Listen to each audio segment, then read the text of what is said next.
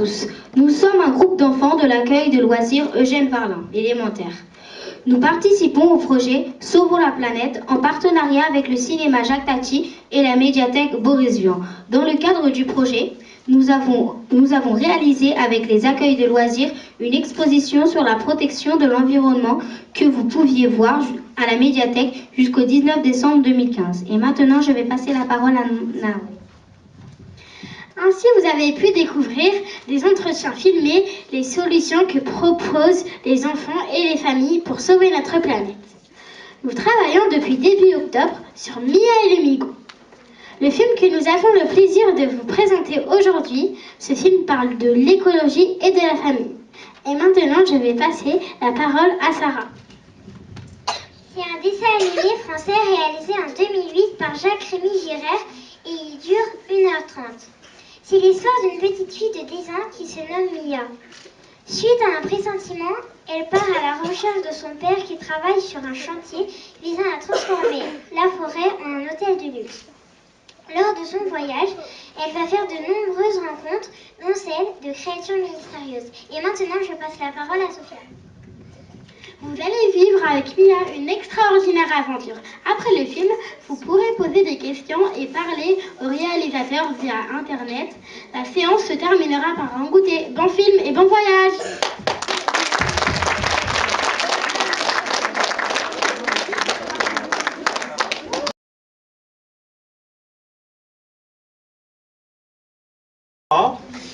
Mais donc, comme je vous avais dit, il y a une deuxième partie. C'est-à-dire que là, vous avez la chance, c'est-à-dire que le monsieur qui a fait le film va apparaître sur l'écran. C'est un rendez-vous, en fin de compte, par ordinateur. C'est-à-dire que ce monsieur, il travaille à Valence. On va juste faire quelque chose tous ensemble. Vous allez tous faire ça avec moi, d'accord? Est-ce que vous êtes prêts? Alors, on va tous lever les bras, on va fermer les yeux, on va faire... Mia. Et on redescend tout doucement, on fait... Je vous demande d'accueillir chaleureusement Monsieur Jacques-Rémy Girard.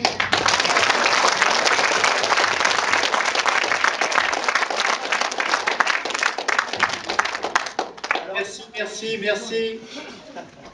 Pour ces applaudissements.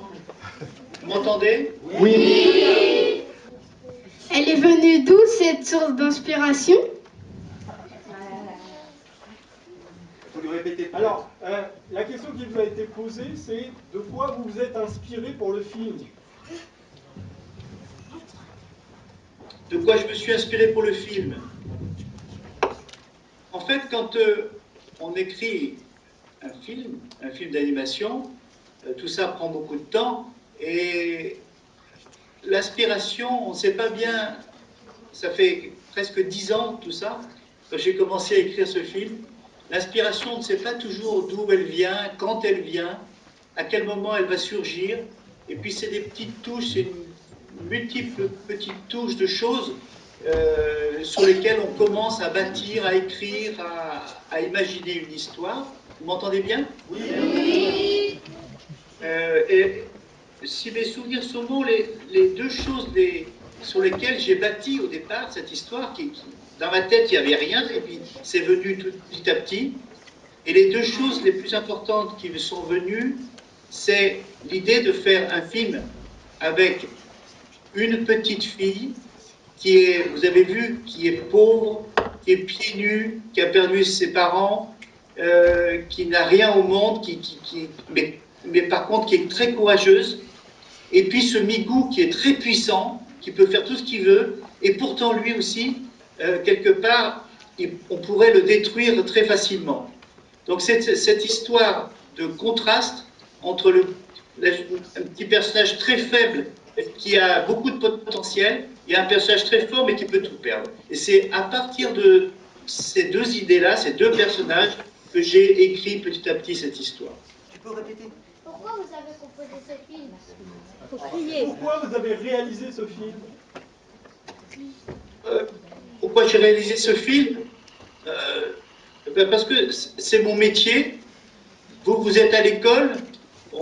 Pourquoi vous êtes à l'école? C'est qu'à un moment donné, on a l'âge pour aller en classe. Et puis qu'un peu plus tard, quand on est plus grand, on est en âge d'exercer un métier. Et moi, j'ai appris la peinture et la sculpture. J'aurais dû être peintre et sculpteur. Et puis, c'est curieux, mais je me suis retrouvé réalisateur de films. C'est devenu mon métier. Et quand on est réalisateur, ben, on essaie d'écrire et réaliser des films. Celui-ci a été un de ceux que j'ai réalisés dans ma vie. Mais pourquoi l'environnement? Vous êtes touché par cette question? Alors, être réalisateur, vous m'entendez toujours? Oui. Être réalisateur, c'est comme être artiste un petit peu. C'est pour beaucoup aussi être le témoin, enfin, c'est raconter des histoires, mais aussi c'est être quelque part, à travers ces histoires, être le témoin de son temps. Parler de la vie qui nous entoure, parler du monde, de ses joies et de ses peines. Enfin, l'écologie est un thème majeur dans notre société. C'est un thème très très important aujourd'hui. Et moi, depuis presque 30 ans, chaque fois que j'écris un film, ce thème, ce sujet me traverse, me revient et m'inspire. Et pour moi, c'est une façon d'être réalisateur, mais d'être aussi citoyen. J'ai réalisé par exemple Ma Petite Planète Chérie, peut-être vous connaissez, la série Ma Petite Planète Chérie, qui est sortie aussi au cinéma, et aussi La Prophétie des Grenouilles, et aussi Tantilda. Tous ces films avec Mial Migou prennent comme sujet l'écologie et au moins, en tout cas, le respect de la nature et de l'environnement. L'Amérique du Sud, bon, l'histoire, elle aurait pu se passer sur d'autres continents. Elle aurait pu se passer en Afrique, elle aurait pu se passer en Asie, mais j'ai estimé que le continent, enfin, l'Amérique du Sud, par sa neutralité et un peu plus neutre que les autres, ou son universalité, en fait, c'est une terre de grands mélanges, l'Amérique du Sud, me paraissait être le lieu auquel tout le monde pourrait s'identifier. Qu'on soit sur les 5 continents, les 4 continents, on pouvait s'identifier à cette histoire comme si elle se passait chez nous, parce qu'elle se passe dans un pays qui est un peu plus, peut-être plus neutre et plus universel.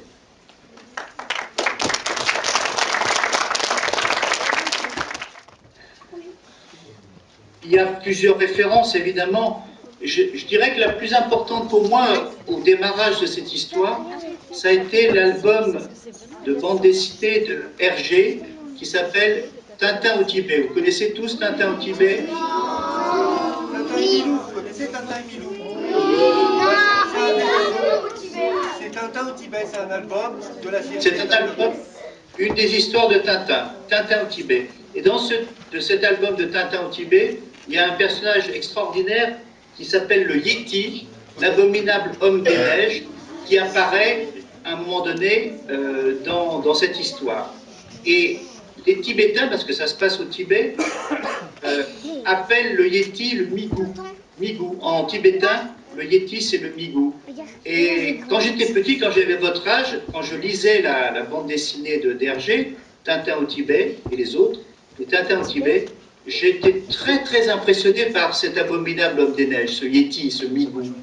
Et quand j'ai voulu faire cette histoire, comme je vous l'ai dit tout à l'heure, avec une petite fille puis un géant, j'ai repensé au moment où j'avais votre âge, quand je lisais cette BD, et je l'ai donc, ça m'a beaucoup inspiré.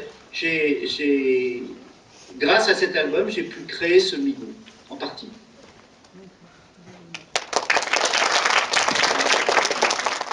Pourquoi Aldrin décide d'aider Mia? Pourquoi Aldrin décide d'aider Mia? Oui. Et vous n'avez pas une petite idée? Quelqu'un a une petite idée? Hein? L'amoureux d'elle. Parce qu'il est amoureux d'elle. Ah, bah, sans doute. Hein. Ces deux petits-enfants qui ont à peu près le même âge, Mia est très belle, et il n'est pas insensible. Et je crois, oui, qu'il y a un petit peu de... plus que de l'amitié, presque de l'amour entre ces deux enfants. D'ailleurs, on le voit, un peu, cet amour se bâtir, se construire tout au long du film. Il est intrigué par cette fille, et je crois que oui, qu'il a un petit peu d'amour pour elle, sans doute, pour ça. C'était bien la bonne réponse. Bravo. À moi d'applaudir. Pourquoi la vieille dame de Mia. Pourquoi la sorcière a coupé les cheveux de Mia? Oui.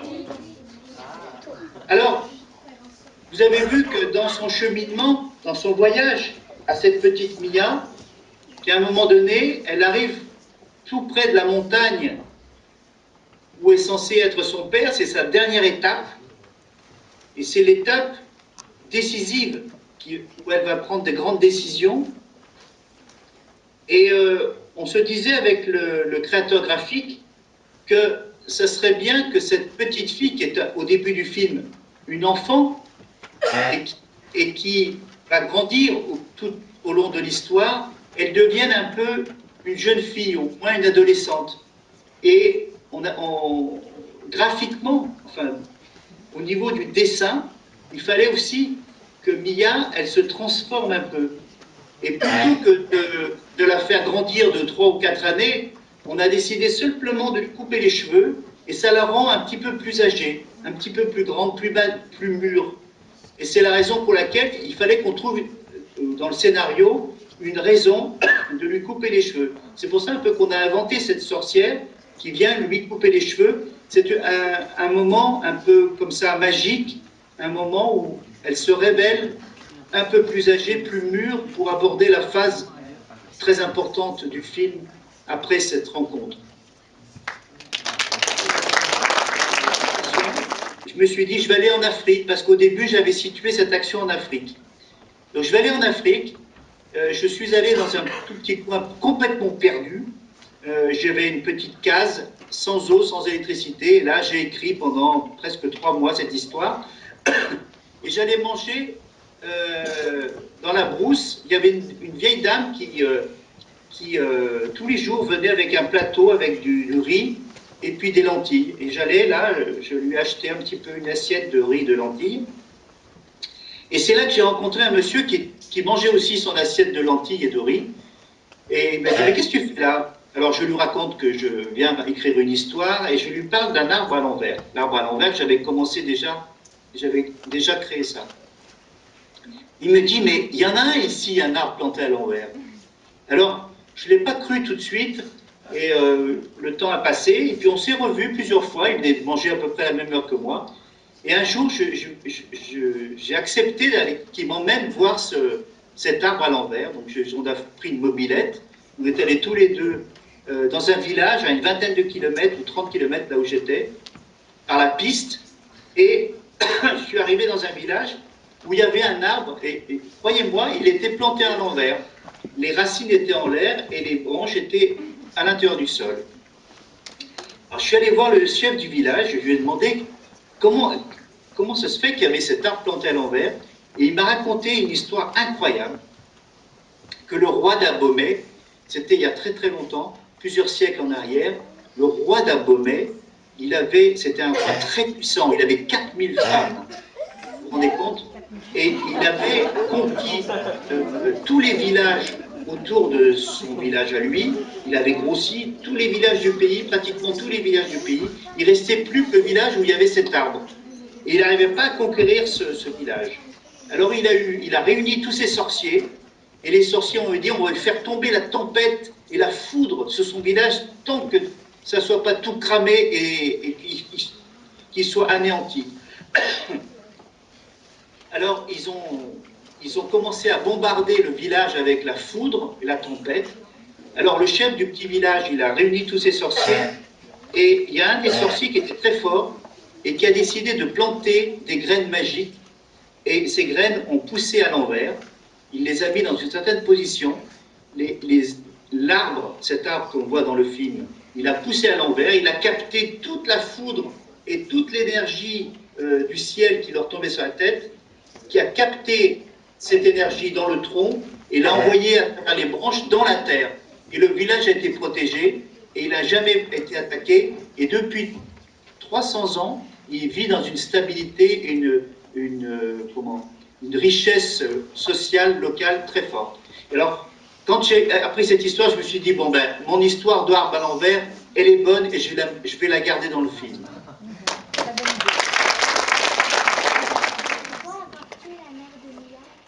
Ah, pourquoi j'ai tué la mère de Mia? Tu sais, c'est très dur de raconter des histoires originales avec une famille sans problème. 2 parents, 2 enfants, un chien, un chat, tout le monde a son portable, il y a des nains dans le jardin. Avec ça, on peut rien faire, on ne peut pas écrire de belles histoires. Bien souvent, dans les contes traditionnels, les parents ne sont pas présents. Ils ont disparu, ou parfois ils sont décédés, ou parfois les enfants sont abandonnés. Ainsi, les enfants privés de parents, et donc ils sont livrés à eux-mêmes, ils doivent agir par eux-mêmes, ils sont capables de devenir des héros, parce qu'ils sont plus protégés. Donc ça, c'est très important dans les contes traditionnels. Quand les parents sont de côté, les enfants, l'épreuve qu'ils ont sans leurs parents leur permet de devenir des héros. C'est le cas de Cendrillon, ou le Petit Poucet, que vous connaissez, Blanche-Neige, et beaucoup de contes. Pour Mia, c'est aussi comme ça. C'est notre lot à tous, un jour, de vivre sans avoir nos parents toujours à nos côtés, ou même un jour de les perdre. Et donc, ces contes préparent à cela. Il y a aussi.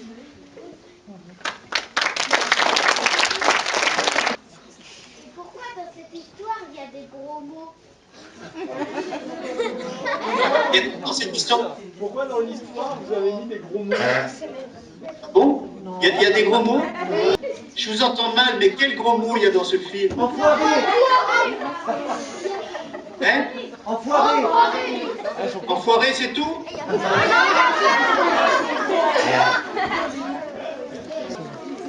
Il y avait, j'ai vu, on m'a envoyé un mail avec une question qui, je ne sais pas qui est Raphaël. Il est là, Raphaël. Raphaël. Allez. C'est pas Raphaël? Si.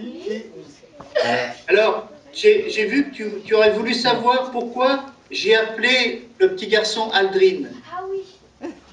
Tu veux que je te réponde? Oui. Bon. Alors, ce que je voulais te dire, c'est comme dans toutes les histoires, quand on invente des personnages, il faut leur trouver des noms. Pour le petit héros, je me disais, mais quel nom je vais lui donner? Et comme j'avais commencé à échafauder sa personnalité, avec sa lunette d'approche, avec le temps où il observait les étoiles, je me suis dit, ça serait bien de lui trouver un nom d'un héros de l'aventure spatiale. Et je ne sais pas si tu te souviens, c'était bien avant que tu sois né, mais peut-être tu le sais, c'était en 1969, la mission Apollo 11, c'était les Américains, ils ont lancé une fusée et ils ont emmené une mission de 3 hommes qui sont allés sur la Lune. Ils ont marché sur la Lune en 1969, pour la première fois. Et dans cette mission, il y avait Neil Armstrong. Alors je me suis dit, Neil, ça pourrait être un prénom. Il y avait aussi un type qui s'appelait Michael Collins. Donc Michael ou Michael, ça aurait pu être son prénom. Et puis le troisième qui est le plus attachant, il s'appelait Edwin Buzz Aldrin.